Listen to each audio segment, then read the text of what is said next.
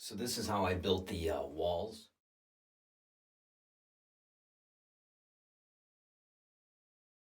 Um, each bottom plate down here and top plate is 68.5 inches long. And what that does is when you tie it into the next wall, that adds that 3.5 inches and gives you the 6 feet. So when you put your sheeting on, the one sheet comes to 4 feet, and then you have a framing member to screw it to. And then you just back off the width of your window. So whatever windows you find, you back off that amount, and then that's your brace for your window, and then you can hinge it there. And then when you put your next piece of sheeting on, this one's 4 feet from here to here to the center, 4 foot, and then from here to here is another 2 feet, which gives you your 6 feet. And then that sheeting overhangs this board 3.5 inches.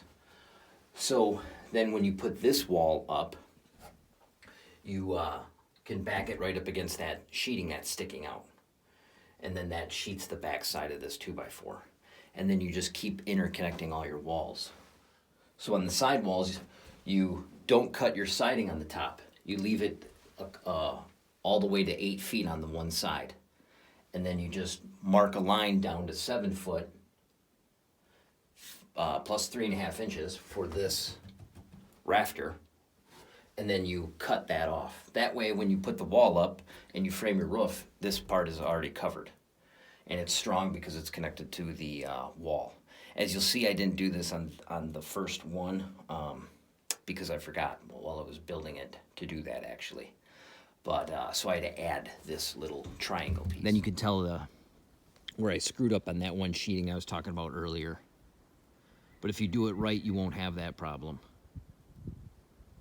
And then the first wall, I did have a couple screw ups on here, you can see, with the door. But the first wall is going to be 8 feet tall. And then from 8 foot to 7 foot, that gives you the roof, the pitch you need. And then I spray foamed all the corners and stuff just to keep the bugs out a little bit, but they get around inside the windows and stuff. Looks like I forgot to grow another bar. I think that'll be good in 6 months.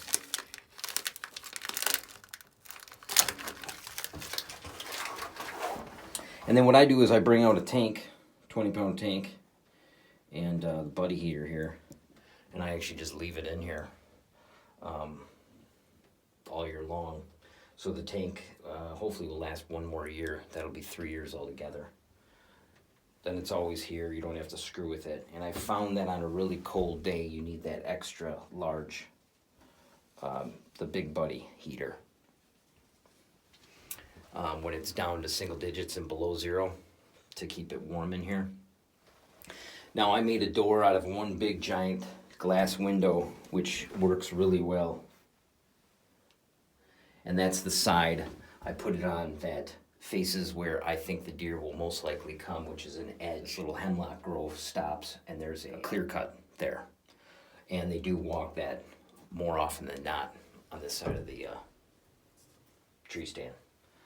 And you can see that these are quiet. They don't make any noise. These are just regular hinges here. And then the windows, I have the same type of hinge. And I've just stapled a piece of carpet here to cover the gap. And then the cabinet closer is what I use. These little cabinet closures. And they'll actually stay closed during the winter with all the blowing and stuff. I just have one. And if you put your hand right on it, it's quiet. But I do try to open it up when I see a deer coming, open up the window that I think they're gonna come to prior. I did make a little bench seat in the corner, just a little backrest for an extra guy. But I just tend to keep a nice chair in here that swivels right in the middle. That works out good. Put a little magazine holder.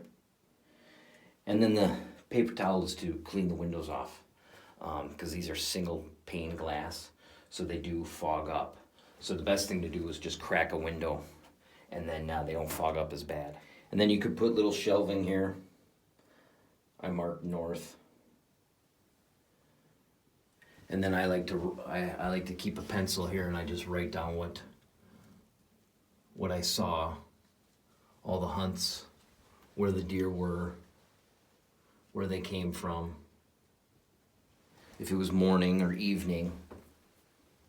And I just tend to write like a whole year's worth on one stud, and then I'll switch to another stud or whatever. But then you can sit here and read what happened, and stuff in previous years. The roof is made up of 5 rafters.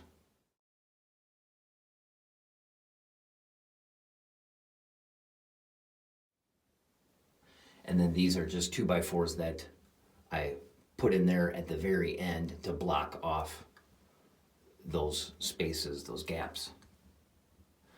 I have a little hook for a bow holder, and then a backpack or a gun. Barrel can sit there.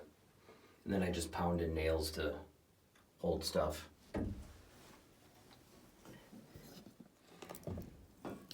For the door, I put a handle right on the bottom, so when you're on the ladder, you can close it.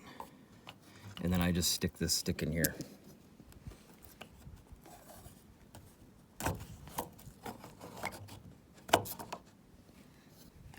And then the wind doesn't blow this open. That's the same stick I've used for 3 years. But it's nice to have a handle there to open the door, and then one there to grab a hold of when you're walking in. I put some tread tape on the stairs for when this gets wet.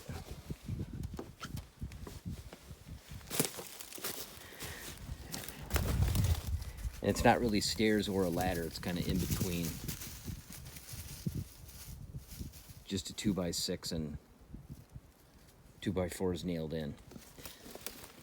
This particular one is 11 feet tall, which is pretty tall. I mean, the higher they are, the harder they are to build and put the walls up. Me and my wife were able to get these walls up. I already had them built, brought them out here with the tractor, and lifted them up there. We were able to do that by ourselves. And then I overhang everything a foot on all sides. And this blind has been sitting here for 3 years so far.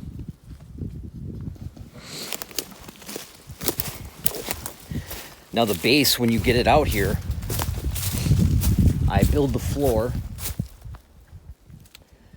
and then I put the posts in, I screw them out here, and then I flip the whole thing up without the bracing.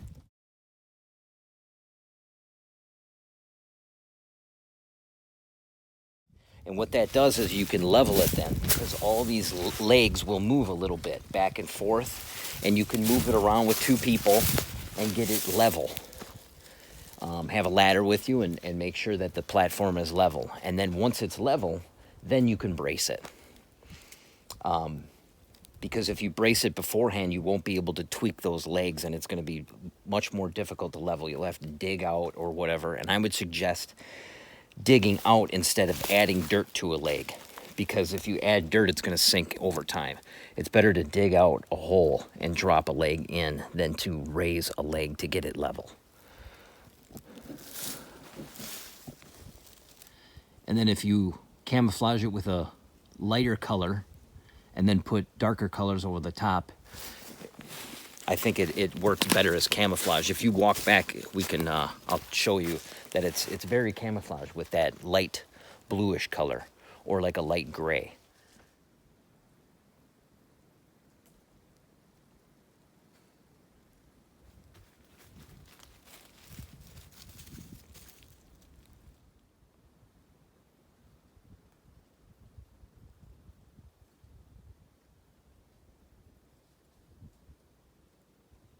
Because the deer are looking up at you, you know what I mean?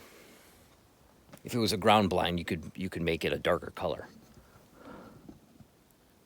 But you can see how well that blends in.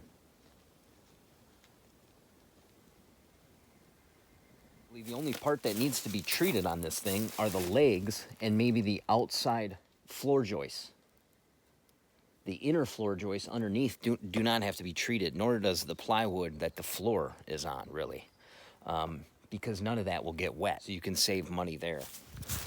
So this is the other tree stand we built last summer, and I'm here in the spring putting a bunch of more camouflage on it, spray paint and stuff, because from the road it's a little over 100 yards from the road, but I had it too open, so there was too much blue, because from the road you're more straight in line with it, not looking up, and it's very thick behind it, so it made a huge difference after I spray painted that like I have it now. I went back to the road and looked at it, and you can barely see it, so it made a significant difference.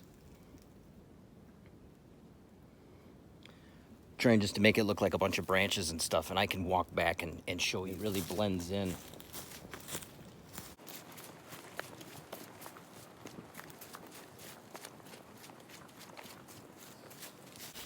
Now this is about 50 yards back and about 75. You can see the roof picks up a little bit of light, and you can see that. I could get my ladder up there and spray paint the roof too, I guess, to cut down on that. So here you can see the floor.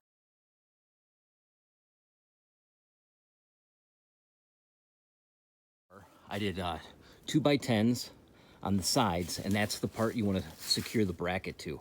And then from there you take 2x8s and attach between the two 2x10s. And all you need is, these could be untreated, because they'll never, you know, the weather won't get to them at all. And the plywood could be untreated to save some money. Now, the only other thing that I would suggest doing, and I'm going to do it, is put some 2x4s, 2x6s, 2x8s between here where the joints are for the plywood. You can see that line there, and it's a little spongy there. So put some screws in there, and then secure it from the floor down into that, and then that'll get rid of that. But all it takes is a 4x8 sheet. You cut 2 feet off the end. And here's what I mean. Here's a 4x8 sheet. I cut 2 feet off, and I put that 4x2 foot sheet right here. And then the only thing I had to add was a 2x2. So this is what I came up with all the pricing. I tried to break it down with the floor, the supports, the walls, the roof, and then miscellaneous fasteners. I just did $50. I didn't really figure it out. I figured it'd be underneath that amount. Broke it down from the treated 2x10s. You need a couple treated 2x8s, the untreated 2x8s, untreated plywood. I didn't know the price of a 2x2 sheet of plywood. Maybe you have something laying around, so I didn't really add anything for that. It would be, you know, $5, between $5 and $10. But anyway, you can see all the different pricing. And then as far as the roof goes, you will need some more 2x4s to plug in the little eave spots, but you probably can gain those for the cuttings from the wall here. You're going to have trim pieces. And obviously the price of everything is going to change depending on your area or the time of year also. But I came out to $613.53, and you figured out how much your time is worth. But I know a redneck blind elevated it's over $3,000, so this is fairly cheap. And I think it does everything a redneck blind would do. Maybe it wouldn't last quite as long, but boy, this is going to last a long time with a metal roof with overhangs on it. I didn't include paint, so you're going to need some paint, spray paint. Another thing you'll gain with a redneck blind is probably going to be, you'll probably be able to see out of it a little bit better because it's got that octagon shape. I believe it's an octagon. And then you're going to have some hinges and windows and stuff. So you might want to tack on, if you hopefully you can find free windows, but it's not going to be that much more for hinges and stuff. So I hope this helps everybody. So this is the third one I've built on my land now, and I plan on building at least 3 or 4 more. The reason being is because it cuts down on scent so much, so I'm able to hunt my land more often than I otherwise would without blowing deer out and having them know that I'm hunting them. Every year I hunt about 30 to 40 times a year, and half of those are on the public land where I use my tree saddle or tree stands. But on my land, I want to build as many of these as possible, because I'll just be able to hunt my land more, and I won't blow the deer out. The deer won't know that I'm hunting them, or at least as much, because I'm not putting scent out into my woods and stuff. So that's a good thing. I'll hopefully be able to see more deer while I hunt and scare less of them away, as long as I have good entry and exit routes. If they're close to bedding areas, I'll cover up my entry and exit route up into the stand. I'll probably put brush piles. Like this one's near a bedding area about 100 yards away. So what I plan to do is put a lot of boughs on one side. I have a nice entry and exit route coming in here where I won't make a lot of noise. It's off the road, not too far, so I can take the road in. Deer are used to hearing noises on the road. Come in here really early in the morning. This will be a morning stand. I don't want to use this at night because I'm close to the bedding area. Maybe on a day when it's been raining or whatever and it's really quiet, but other than that, I can hunt these stands more, hunt my land more because of these stands. So that's my idea anyway. We'll see if it works. But they're fairly cheap. I believe they're going to last a long time, and they are a lot of work to put up, but I think it's worth it because how long they're going to last, and the benefit of not putting a lot of scent into my woods and scaring less deer as I. So hopefully the deer will feel safer on my property.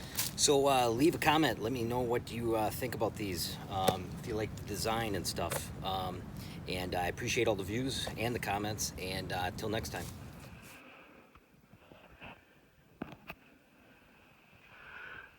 Oh, that's deer hunting. Hey, thanks for making the steaks, Mike. The only thing I can make.